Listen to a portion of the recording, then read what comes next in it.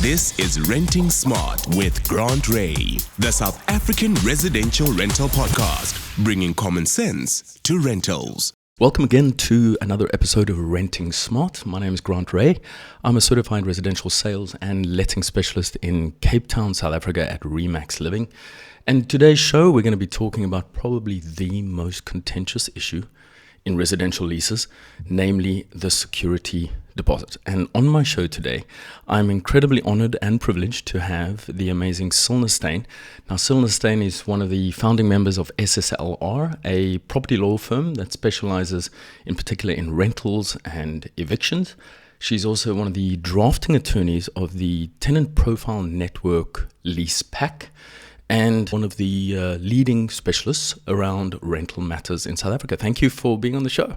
It's a pleasure. Thank you so much for having me. It's so awesome to be in the lovely Cape to do a recording with you. Yeah, it's fantastic. We've been planning this since last year around this time. It was trying exactly. To get you here. Exactly. And I actually flew down just for this recording. I'm immensely privileged and love working with you. You've always been available to me when I've had rental-related queries. Now let's get straight into the complicated matter of deposits. So some of the myths that we've been talking about that people throw around, in my experience and your experience, around deposits. Many of my landlords, when I present them with the fact that they have to pay interest to their tenant, are surprised, and they say, well, we've been renting it out ourselves for years and we've never paid interest. What is this interest you're speaking of? That is true. That's another one. And another one that I really enjoy is a landlord in residential property saying that, but I'm going to use the money, but I know I will have it available at the end of the lease term. I promise it's going to be there. So he's using it to maybe buy some Bitcoin and then... Or spend it on Black Friday. Ah, yes, of course. All right, now legislation around deposits. The most important parts of legislation, apart from the provisions in the Rental Housing Act. And please remind us, what is the current Rental Housing Act that applies? Because there are some amendments on the cards. Yes, so the act that's currently functioning is the Rental Housing Act, the original one. The Amendment Act, the Rental Housing Amendment Act, was actually already published on the 15th of November 2015. Now, even with lawyer mathematics, I can see it's been 5 years, still not promulgated. Honestly, in my opinion, I can't see that it's going to be promulgated in its current form. So the bad news is every rental agent that's been through rental housing amendment training they can forget what they trained until the act is promulgated. That doesn't mean a thing. That's also why I'm quite passionate, and you will know this, that I do not train on a piece of legislation ever until the point of promulgation. Yeah, of course. Because, I mean, if you studied the Rental Housing Amendment Act 5 years ago, and you were like ready but lease agreements must be in writing and all the things that the Rental Housing Amendment Act will bring in, none of this has been effected in 5 years. So why did we go through all that effort? So the current act is still the Rental Housing Act. Amendment Act hasn't been promulgated, can't see that it will be promulgated in its current form. So the act that we're looking at is Section 5 of the Rental Housing Act when it comes to deposits. So just for folks, if they're searching online and they want to find this act, it's the Rental Housing Act 50 of 1999 that we're speaking of? That's him. That's okay. Exactly it. All right. And then, of course, the unfair practices regulations, which was an addition to that. Exactly, which is crucial because I think the regulations to any act is always the part that gives you a bit more information. The actual meat to the bones comes in your regulation. So that's a very important piece of legislation that you need to know if you're a landlord or a rental agent. Right. So one of the biggest questions is, do I have to charge a deposit? And is it law that a deposit is charged? So that's a very good question. And it's not a requirement in law to charge a deposit. And I think that's actually something that was quite relevant this year during 2020 and COVID, and a lot of landlords and tenants that agreed to release the deposit. The Act requires certain behavior when it comes to a deposit. But the Act says a landlord may charge a deposit.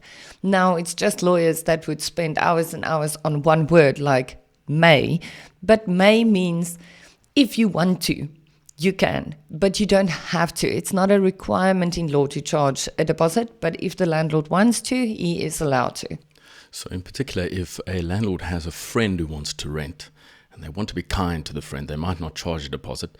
And we all know what dangerous territory that might be, to rent to a friend and not hold a deposit. So what's your guidance to landlords just generally on the amount of deposit they should charge? And do you advise they do charge a deposit? Yes, definitely. Especially when you're renting to a friend, because let's be fair, your friends are usually the ones that will, Even more maybe so. damage the paint a little. My advice is definitely to charge a deposit. No two ways about it. If it comes to a point where the landlord decides the tenant's been renting for 2 years and he's not going to increase the deposit as the rent increase, because he's done inspections, he can see the tenant's not causing any damage to the property, it's a good tenant. Cool, I'm happy with that. But definitely advise that a landlord charge a deposit. And the amount is not legislated. So there's no requirement in law, for instance, 1 month's rental deposit or 2 months or whatever. That is up to the landlord and it's on agreement with the tenant. My advice, however, definitely at least 1 month's rental. But what we need to consider is in residential property, if the lease agreement is for a fixed period, Section 14 of the CPA is going to apply. The moment that happens, it means if the tenant doesn't pay rent and the landlord wants to cancel the lease agreement, he has to give him 20 clear business days to remedy his breach, so pay the full arrears before he can cancel. So my mathematics tells me that 20 business days is pretty much a month. So if you only have 1 month's rental deposit, you're only going to get to the point of cancellation on a non-paying tenant after a month, which means you're not covered for any other damages except for your loss of income when you only have 1 month's rental.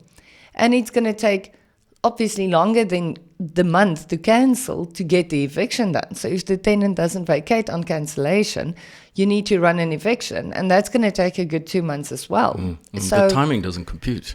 That's exactly the problem. But at the same time, I do appreciate that a tenant might not have 2 or 3 months rent.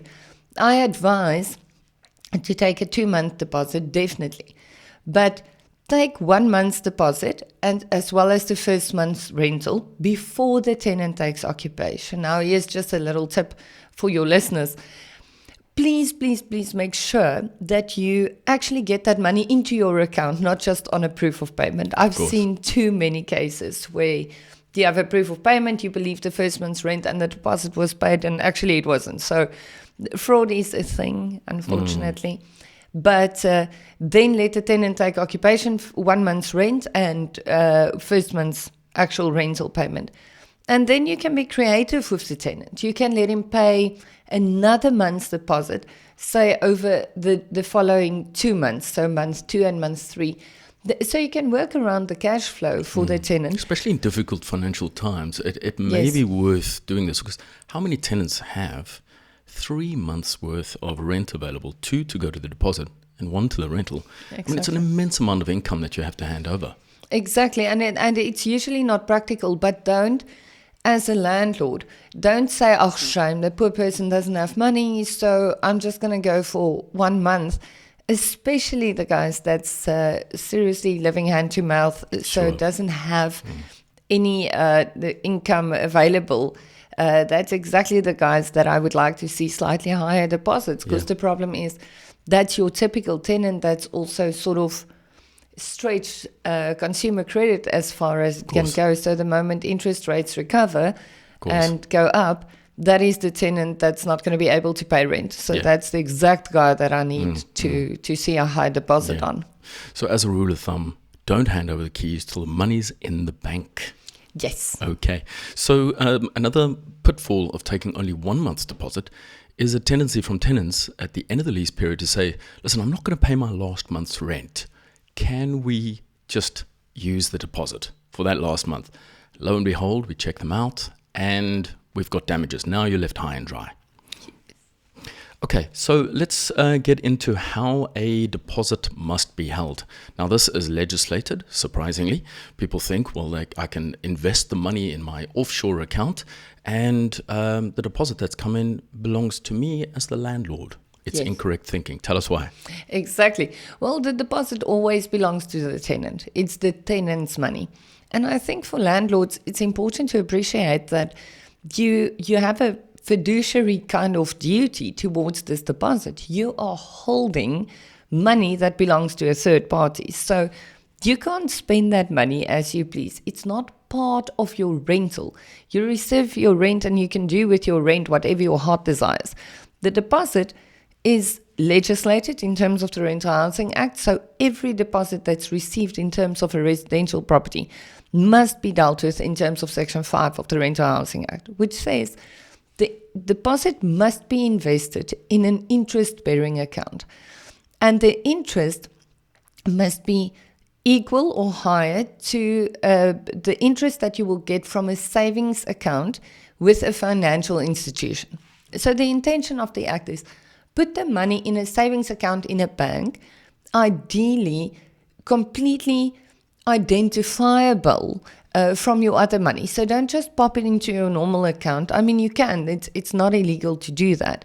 My advice is rather to use a system, for instance, let's say PayProp for argument's sake, that will keep your deposit in a separate account, or then use a trust account with an estate agency. Or if you're a private landlord and you're doing your own renting, my advice is to actually create a separate account for that, just so you can show what the interest was on that exact amount. And because in terms of Section 5 of the Rental Housing Act, the tenant is entitled to ask for interest statements. So if you have it in a separate account, it's relatively easy to draw and you make your own life much, much easier with that. Yeah, it just makes sense. So you're saying as a business owner, for example, if I grab my tenant's deposit and I put it into my business checking account for my cash flow purposes, this is an incorrect thing to do. Yes, Okay. it really is. Now, one of the most important parts of the deposit and one of the biggest reasons for the deposit is to cover damages at the end of the lease. Now, pivotal to that is the incoming inspection, which is also part of legislation. It is necessary if you do that joint inspection with your tenant, be that as the landlord or as the agent. Now, talk to us quickly about the ramifications of making a deduction off the deposit if I didn't do the incoming inspection. Well, it's pretty much impossible to do without an incoming and exit inspection. Your incoming inspection, the purpose of that is to record all the damages that was already in the property. So this little window doesn't open, that door makes a funny squeaky sound when you close it, whatever, all of that's recorded.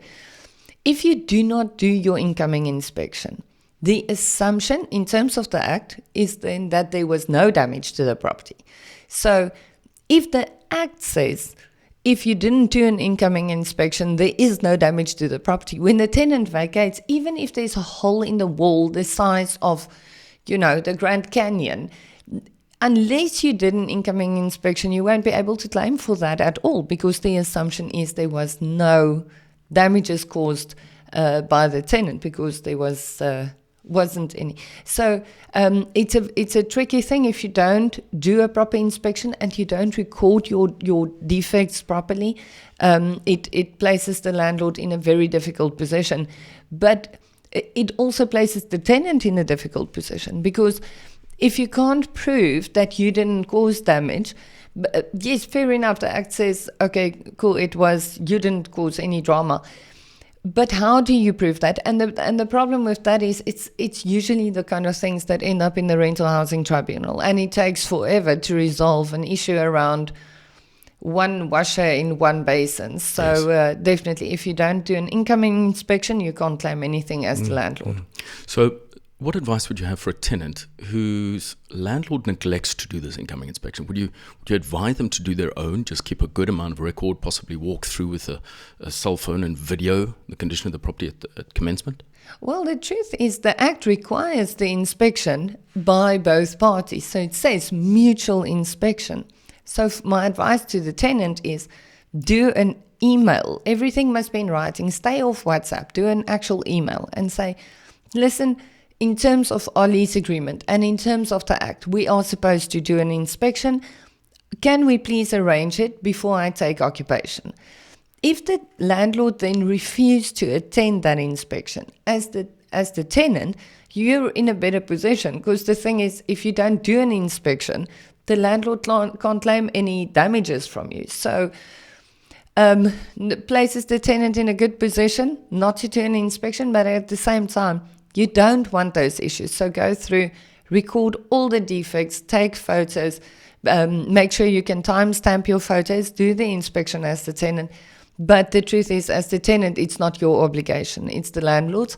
And if there's damages then caused by you as the tenant, the landlord won't be able to claim that from you. Okay. Now, let's digress for a second. You spoke about a really long period of time. I recently attended a tribunal matter in Cape Town. From lodgement to completion was 1 year. Now, I imagine after COVID, we're going to have an absolute flood of tribunal cases. Do you expect that to escalate in the time frame that you'll get resolution? 100%, and we're seeing that with the courts as well. I mean, for me, we're not in the tribunal ever, or extremely rarely, but we're already seeing it in the courts. The courts are extremely congested. Evictions take longer. Everything already takes longer. So tribunal, definitely. And what you want to do is you want to avoid the tribunal and you want to avoid courts. And I think that's sort of the message that's not really getting out there strong enough, because people believe that, don't worry, if something goes south in my rental, I can go to the tribunal, I can go to a court. It's fantastic and it's there, but you don't want to spend that kind of time and effort and money and emotion. And emotion on something that can be avoided by a proper inspection. And that's the reason for this podcast. I mean, and part of this podcast was born out of a comment you made at a training session in the last 3 years, talking about bringing common sense back to rentals. And that's the reason for this podcast, so that we can talk about these things, so we can avoid court cases, so that we can meet face-to-face, tenant to landlord, tenant to agent, and come to some resolution to make peace between the parties so everyone can sleep better. That's exactly it. So I'm very happy that I had that impact, because I really believe that is the answer. We need to talk to each other and stay out of court. Yeah, I agree 100%. Let's get on to the outgoing inspection in relation to deductions off the deposit. Now, let's say there's no rental arrears and we do the mandatory outgoing inspection, and we do the pre-outgoing inspection 3 days before the end of the lease period as provided for in the Act. And we point out certain items to the tenant, and when they hand us the keys 3 days later, there's a load of deductions. How do we handle these? Yes, so once again, inspections, crucial. Proper recording, crucial. So if you do your exit inspection and there is damage to the property, whatever it is, physical damage to the property, you need to record that. And what the Act then says is, once you get to a point of restoration, so why the Act left it so wide open to say restoration, is it could be something small, like a coat of paint can fix it and it's done in 2 days. Or it could be something big, like you need to retile or recarpet, and it could take much longer. Then the landlord has to refund that deposit within 14 days from date of restoration. If there's no damages, the landlord must refund the deposit in 7 days to the tenant. But if you don't do a proper exit inspection, once again, the Act says, then the assumption is that there is no damages. Okay. And if you then surpass the time period of 21 days, you can't go back and say, oh, but wait, I've gone back and I see the glass door is broken. Then the landlord has no claim against the tenant. The truth is, the Act says you need to get that inspection done within 3 days of the expiry date, as you rightly said earlier. Just keep in mind, nobody, I will never advise an inspection to be done while the tenant is still in occupation of the premises, because you have a poster over the hole in the wall or whatever. So arrange in writing a convenient time and make sure that you arrange the inspection within 3 days from the expiry date, but then arrange that you do the inspection once the tenant has moved out completely, so you can have a full view of the property. Now, as a tenant, at the time of the termination of the lease, and I then hand over the keys, and at this inspection, some damages need to be repaired. The property needs to be restored, painting is required, carpet cleaning, deep cleaning for that matter, and some breakages. Do I have the right as the tenant at the termination, and I've handed the keys, do I have right to demand that the owner acquires a number of quotes? That's a good question. And no, as the tenant, you don't have the right to require a certain amount of quotes. You don't have the right to elect the cheapest quote. That's the landlord's property, and it's the landlord's prerogative to choose a contractor and to fix it to the standard that it was. So at the same time, a tenant does not have the right to ask the landlord for time to first repair the things himself instead of deducting it from the deposit. That's actually a fallacy that's out there, that tenants believe they have the right to do the restoration and then the landlord can't claim it from them. The truth is, as a tenant, I'm a tenant in the office where I'm renting, but I would definitely, on exit inspection, if I have to repaint, if there's a painting issue, and I'm a rental lawyer and I'm an honest person, I would definitely not spend the money on proper Plascon double velvet paint. I'm going to use a cheaper paint, and that is exactly why the tenant's not entitled to demand that he is afforded an opportunity to fix damages before the landlord can. So it's absolutely crucial as the tenant that I consider the incoming inspection and very diligently return the property in exactly the same way up until that point where the lease is now terminated. Let's say it was midday on the last day of November, for instance, and that's next week, Monday. So by the time that occurs, I must have restored the property to exactly the incoming condition, or else I have no further claim. Exactly. And as the tenant, to be honest, if there was damages caused to the property, rather have that deduction done from the deposit and let the landlord do the restoration. Otherwise, you're going to, for instance, paint again. You might paint the place, but there might be some waterproofing or something like that outstanding, which is fair wear and tear. So now you sort of feel bad because there's a rising damp issue, and you feel, let me just paint over it because that's the way it was restored. Now, the truth is, you are now meddling in landlord obligations where the waterproofing and stuff like that will always be landlord obligation. But now you're trying to make the place look the way it was when you moved in.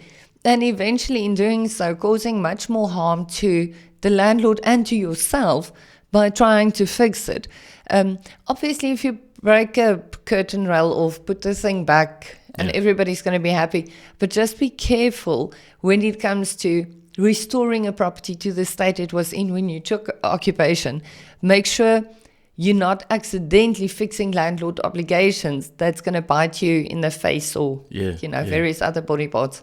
So the communication in that respect is absolutely crucial, and it's why people should get face to face and say, Mr. Landlord, my lease expires tomorrow, we've moved, I found this damp spot. We recognize that we had to take out some holes in the walls because we put up some pictures, but here's a damp spot here. I'm going to leave this section for you and we'll leave extra paint. I mean, it's a fair thing to do. And I mean, this is all about the whole common sense, and fairness and being reasonable with each other is so important in leases. You touched just now on fair wear and tear. Let's just talk about fair wear and tear. It's a massively confused subject. Let's talk about it in relation to deposits. So fair wear and tear is one of my favorite terms. And the reason why I say that is most people have no idea what fair wear and tear is. So because, like you mentioned earlier, I'm one of the drafting attorneys of the TPN leaseback. And the term fair wear and tear is a defined term in terms of the TPN leaseback for this exact reason, because fair wear and tear, people assume everybody knows what it is, but unless it's defined in your lease agreement, it's again up in the air. So it's a very important term to really understand and have it defined in your lease agreement, because when you're doing your inspections, if you take occupation and there's some damage to the property, slight things like the one door doesn't close properly, or you have to lift them up to close them, that's what it is. A property will never be, even if it's a brand new, just built property, there will always be little things. It's the way of property. So fair wear and tear, when you get to a position at the end of a 12 months, 24 months, 36 months lease, whatever the case is, things will happen. For instance, paint. I'm on about paint today. I don't know what's it's like, it's almost paint day. Are you sponsored by a paint brand? Plascon, clearly. So if you get to a position after, let's say for argument's sake, a 3-year lease, but the landlord had another tenant before you that was in the property for 4 years. Now, by the time you get to the end of that, it's 7 years. And typically the inside of a property, you want, especially a rental property, between 5 and 7 years, you need to repaint the inside. So by the time you vacate, the paint looks like not lacquer anymore. That's a legal term. Lacquer. Yes, yes. It's I don't usually use Latin, just today. So you can see the paint is old and it's not clean and stuff anymore. The landlord can't use that as an excuse to take the money from the last tenant's deposit to do what he was responsible for doing, which is painting the place and maintaining the place. So that's important. But once again, if you don't do a proper incoming inspection and record that we can see this paint has been here for 4 years, if you don't do that as the tenant, how are you going to prove that this is fair wear and tear and that the paint wasn't brand newly painted and the damage that's caused to the paint now was a you problem? So this is why we're doing proper inspections, fair wear and tear. Record as things break. Record because you're in the property for 2-3 years, whatever the case might be. You're going to know, okay, good, we can see on the shower door the silicone is starting to come off. Take a photo, record that, pop a message to the landlord and say, Mr. Landlord, I can see the shower hasn't been siliconed since it was built. Would you like to come in now to fix it, or do you want to do it at the end? Record wear and tear as it carries on. It's not a requirement on a tenant, but it's a wise thing to do. And you touched on it a few times now. Talk to each other. Landlords and tenants, it's so weird. It's like they believe they should never talk to each other. And if they do, it should be in a sort of aggressive manner. It's weird. I don't get it. Where if you talk to each other throughout the subsistence of the lease, I mean, your statistical chance of running into issues is pretty few and far between. Yeah.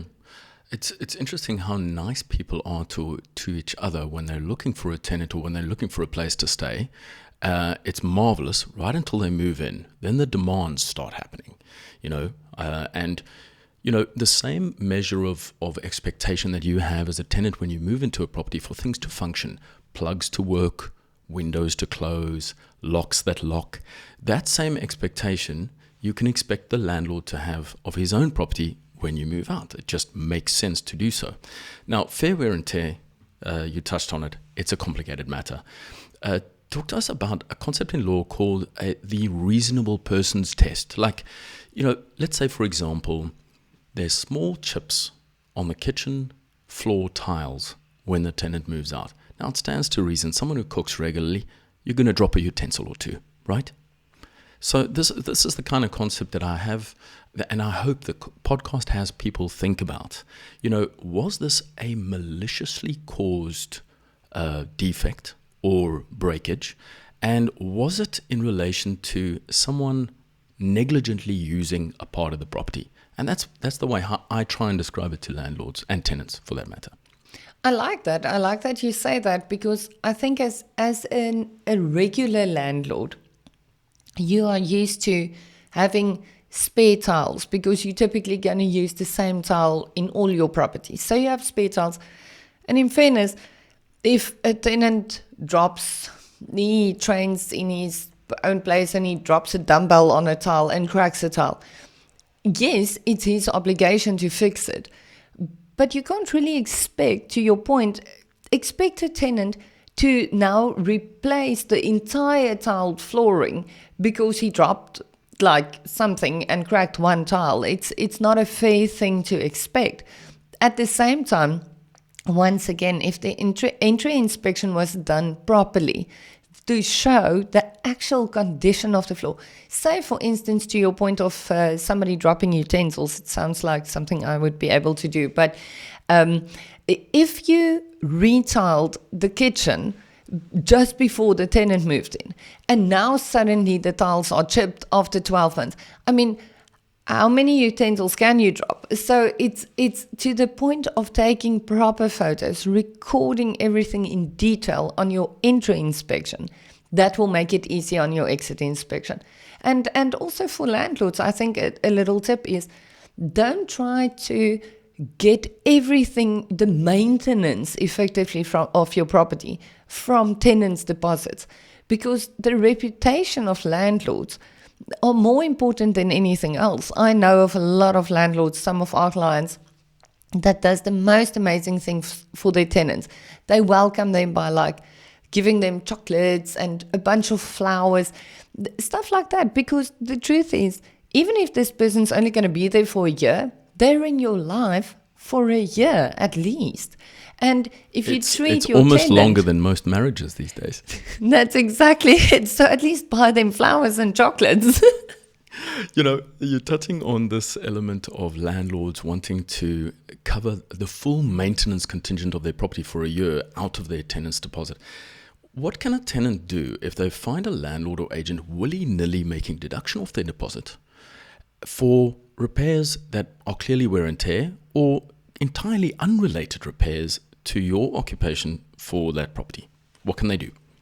Well, unfortunately, if they come to me after the fact, so when the problem arises, unfortunately, there's nothing else I can do than to say, go to the Rental Housing Tribunal, let the landlord prove the damages. What I can say now from this side is make sure as a tenant, before you go into a property, make sure that you appreciate that the inspection, as much as the Act requires that it's a landlord obligation to arrange and do a proper inspection, it's your obligation to protect yourself. It's like me, whenever I use a rental car, Europe car, whatever the case is, when I do the inspection of the car before the time, I take photos because I know exactly what the car looks like, because it's happened to me once where I dropped off a car at Cape Town International and they claimed a dent from me, which wasn't my mistake. But I saw it, but I didn't take a photo when I took the car. So that's my own stupidity. And as a tenant, treat the property as you take occupation like you would a rental car.